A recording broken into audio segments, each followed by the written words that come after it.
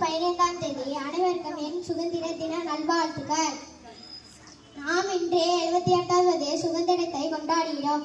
India 1947ஆம் ஆண்டு August 15ஆம் தேதி சுதந்திரம் அடைந்தது. பல தலைவர்களும் வீரர்களும் அது உயிரையும் வாழ்க்கையையும் சுதந்திரத்துக்காக தியாகம் செய்தனர்.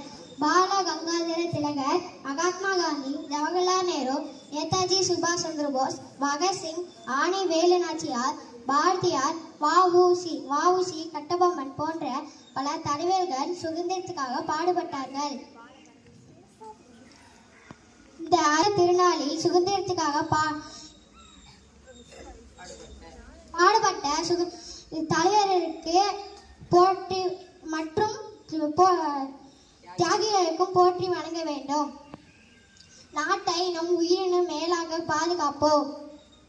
ஒற்றுமையாக இருந்து பெற்ற